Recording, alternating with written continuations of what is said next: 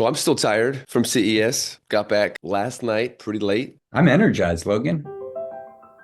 Welcome back to Startup Health Now, the podcast where we celebrate the entrepreneurs and innovators who are transforming health. I'm your host, Logan Plaster. This week, it's all about what we saw and heard at CES, the massive consumer electronics show that takes over Las Vegas every January. I went for the first time with Unity Stoakes, our co-founder, and it certainly gave me plenty to think about. Typically, CES is all about the coolest new robots or drones or televisions, and we certainly saw some of that. But we were focused on health tech, which is an area where CES is trying to expand.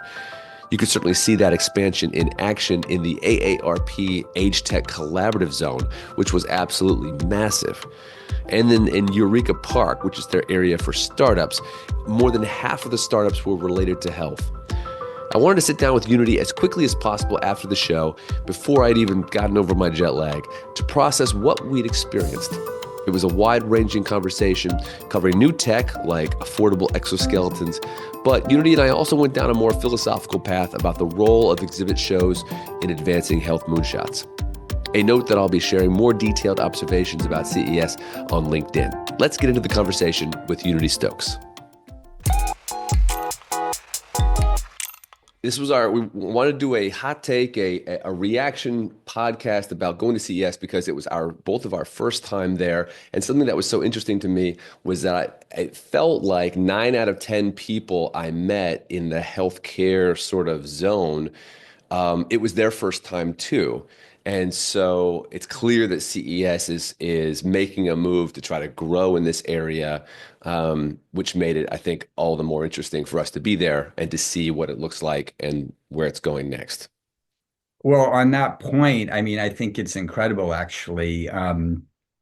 My first time at CES, and this is my whole world, and there's a very specific reason for that, which is normally the CES conference and the JPM conference are at the exact same time or kind of overlapping. Mhm. And for over a decade, we were always, and still continue to be at the JP Morgan Healthcare Conference, running around with the industry, running around with the CEOs, running around with our founders. So this year created an opportunity where CES was actually the week before JP Morgan Healthcare Conference. I'm going to be at JP Morgan next week as well.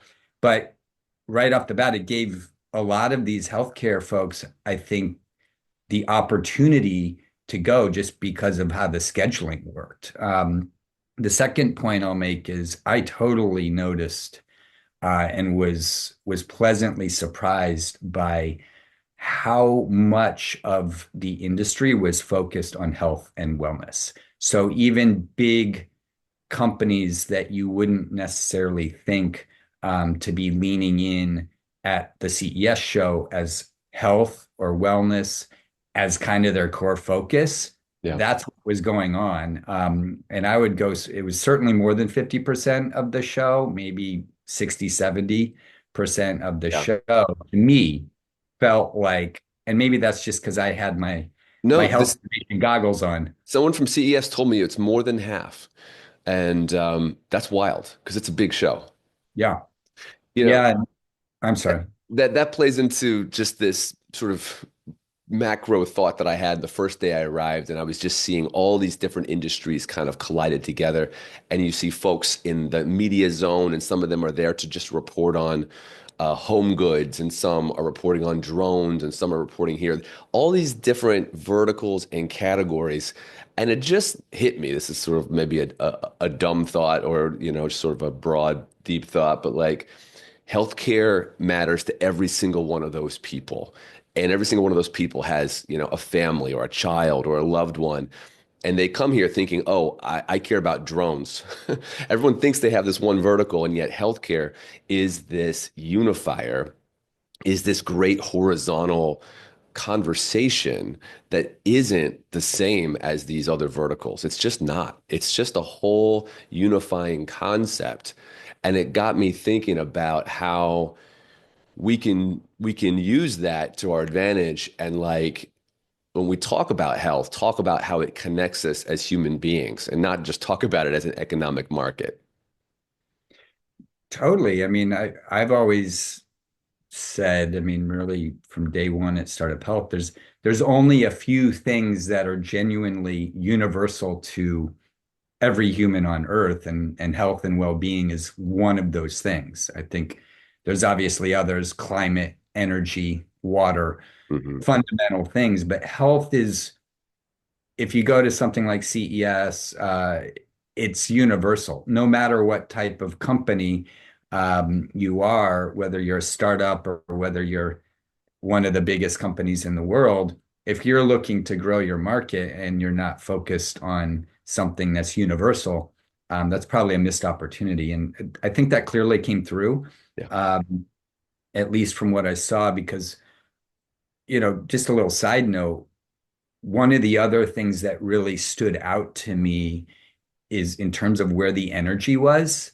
And I was going, hey, I'm curious what the big dogs are doing. What's going on? I was most intrigued by where they shoved all the startups, which was down in the basement. Yeah. Um, that's Eureka where the Park. cool, Yeah. yeah, Eureka Park. It was so vibrant. It was so action packed.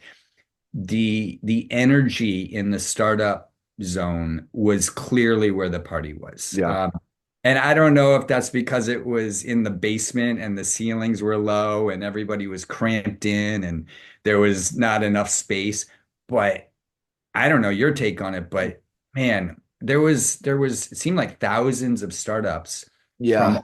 all over the world, and a Yeah, I was, majority seemed to be focused on some kind of thing that was applicable to health.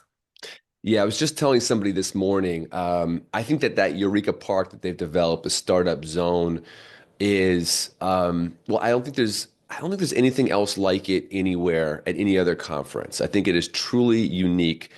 Um, Whereas maybe you could see the other booths from the big companies, some, sort of replicated somewhere else. Like this idea of, like you said, what feels like 1,000. No, I think there's definitely more than 1,000 tiny startups, universities, young people, even students crammed together, row after row. It feels like miles of these kiosks, more than half dedicated to healthcare, And and you know it's what? Sorry to packed. interrupt. They were all over the world. I Yeah. mean, I was really impressed by um, these different countries that came in and really represented for the innovation going on across their whole country. France, for example, had a really big presence there, and it was really cool to see um, what was going on, the types of innovation coming from different parts of the world. I don't know. Did you notice that? Yeah, well, a huge presence from South Korea, and something I noticed. I talked to one founder from Korea, and I said, "Are you interested in expanding into Europe, United States?" And they said, "No, we're just here talking to Korean clients." And so the event had gotten so international that you could come there. Um, and not be trying to go to market in the United States and actually be looking for folks all around the world. So really, it's like an Epcot center for startups. Yeah, and you said something a minute ago. I would beg to differ with just a little bit, which is you've never really seen this. I I I feel like this is what we did for so many years at the Startup Health Festival during our JPM Healthcare Week and our Startup Health Festival, which was create a zone, if you remember that third floor at our Startup Health Festival, it had that buzz and Hmm. vibe of just cramming startups together. There was so much energy. And really, it's probably the first time I remember since we did that I felt that way at a Hmm. particular conference. So that's a real positive, and kudos to CES and the energy that created there. Um, But there was something we did at the festival that was magic that they're not doing at Eureka Park that they need to do. So that third floor at the festival was all about like speed dating and mashing people up, and there was an app so you could find someone and meet with them. So it was all about collaboration, and there was like all these new connections being made. Eureka Park is like a trade show, which we didn't do, but a trade show. So you felt the energy of all these people, but I'm not sure they were meeting each other the way they need to, you know?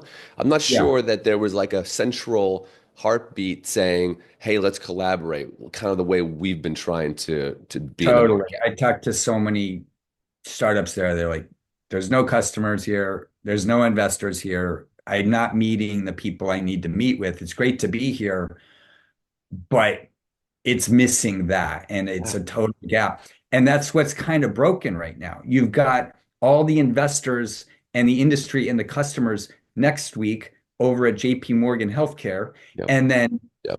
all this amazing technology and innovation and energy that we just saw running around at CES. And it's like two different worlds. And what we tried to do for so many years, and I think we did do, was marry the two.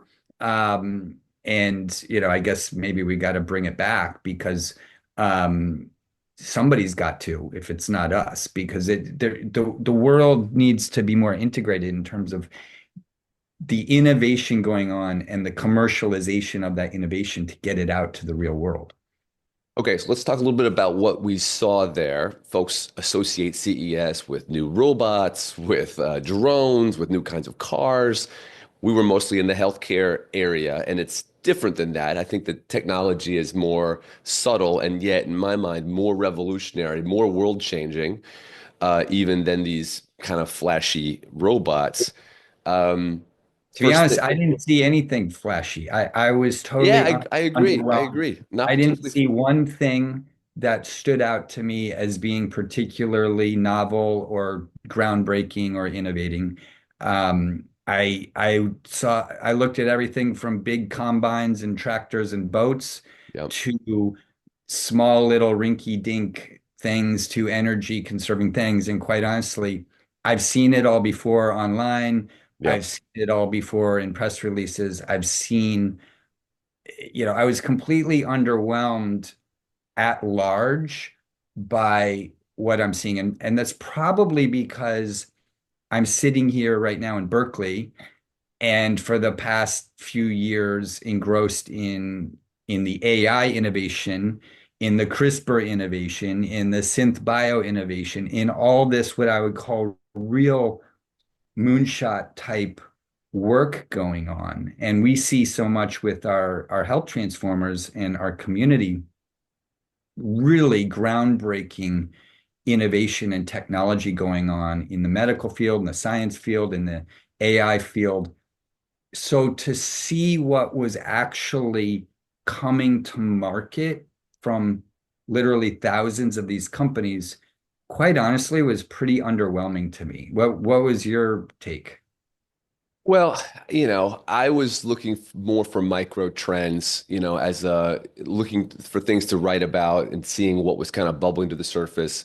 I agree with you at the macro level. Getting down into Eureka Park and like meeting founders, it confirmed for me that we're in this inflection moment with neurotech.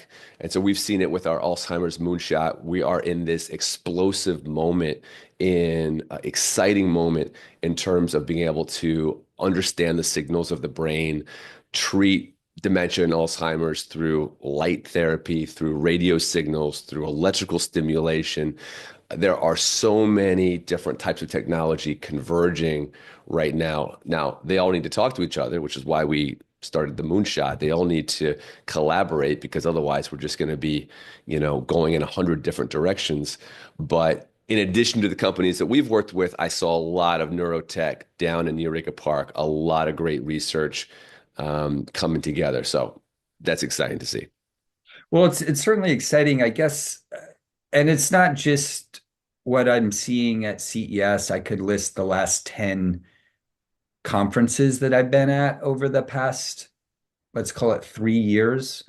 And my general sense across the board is I have felt, and again, this is coming from the lens of someone who we're deeply involved with hundreds of really innovative health technology companies, really groundbreaking innovators from all over the world. And you're seeing what they're doing, what they have coming down the pipe. Um, and what my general sense is that I'm feeling that as you're walking the trade show floors, and I'm going back 10 conferences, um, I have felt like I'm at interactive CD-ROM conferences, and there's this thing across the street called the internet.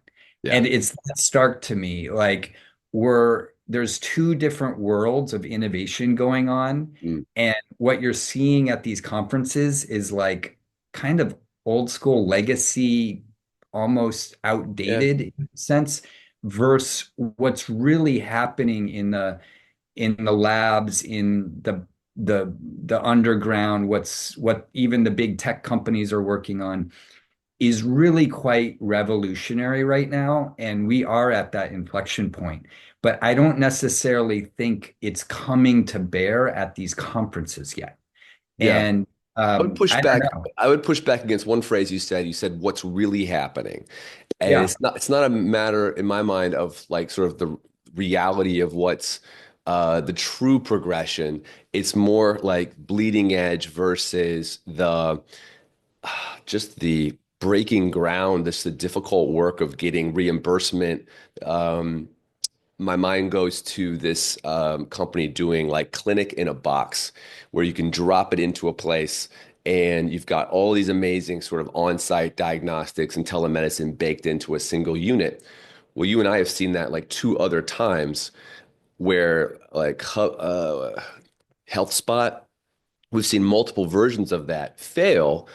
And it took time for companies to basically correct the mistakes of the past and create a version of this that's going to work with providers and with insurance and with the environment around it. So, like, just doing the grunt work of correcting Gen 1, Gen 2, Yeah. next gen.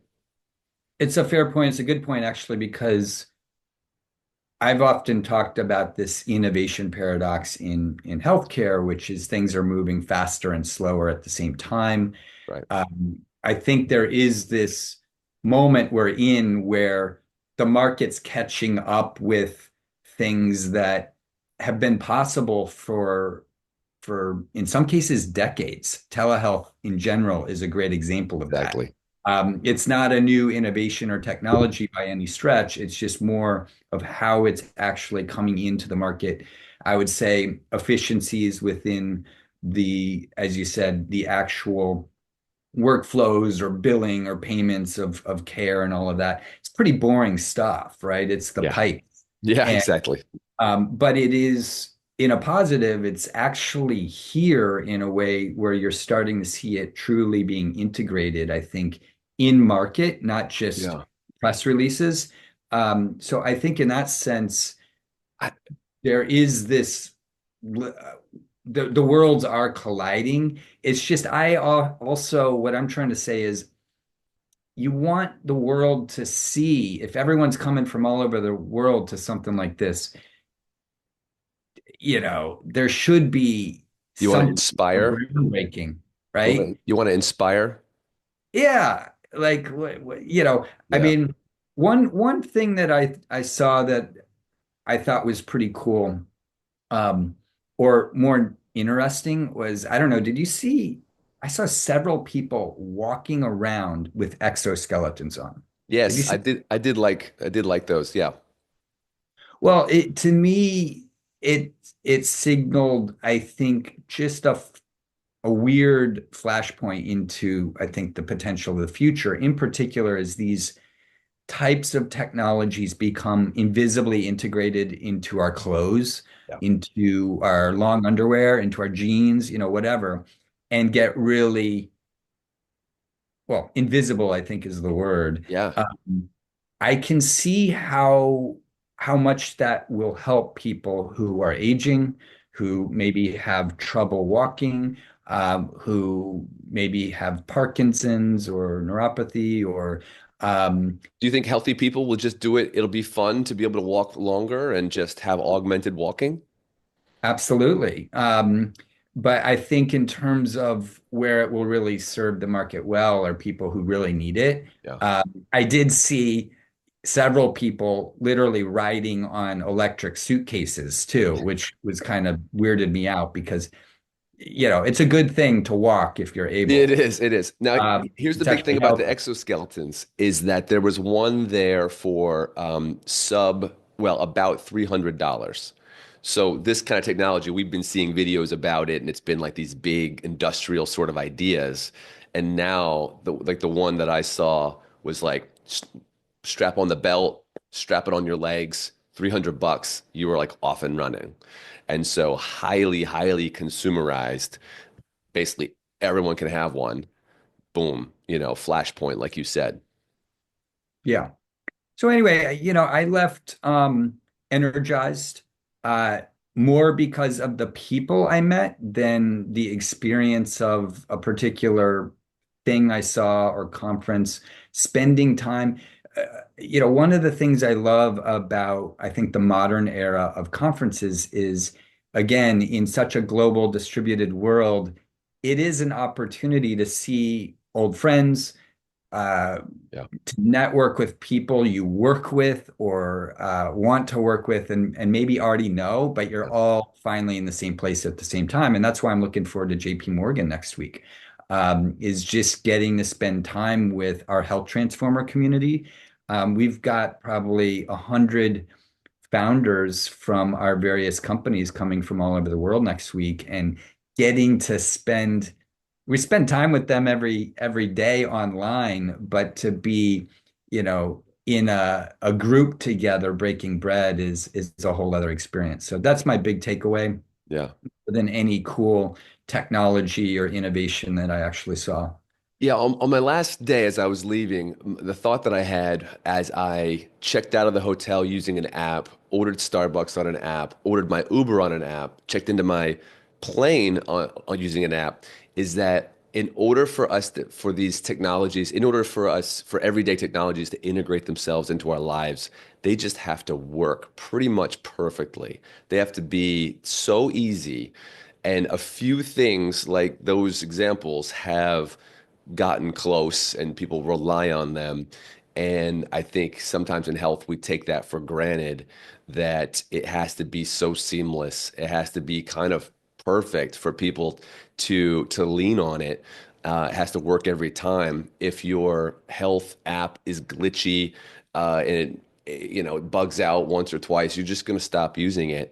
And we've come to expect a certain level of quality from these apps if we want to lean on them on a day-to-day basis. And so these health tech That's companies are why ahead. I think a lot of the best stuff that we do see comes from the consumer world, Yeah, right?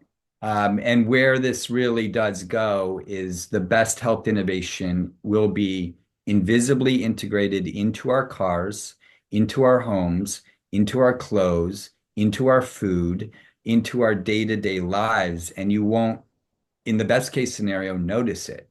And it should just work. And we're not there yet by any stretch, no, but it's that's why it's so important to marry these worlds of consumer innovation with healthcare innovation and all of that. So that's really my big takeaway, my big ask for anyone organizing these events is if you're going to focus on health and wellness and well-being, maybe best not to do it in a place where smoking is kind of allowed and you can't get water and there's not much good food and you spend most of your time actually trying to get somewhere than actually spending time with who you want. That's just my little rant on that.